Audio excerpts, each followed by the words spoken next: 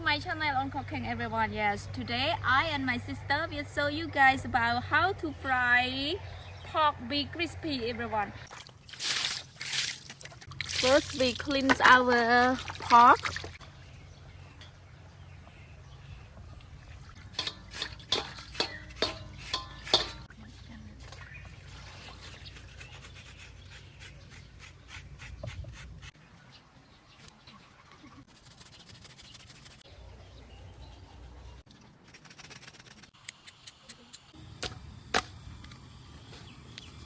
Add our soup sauce, add it like this.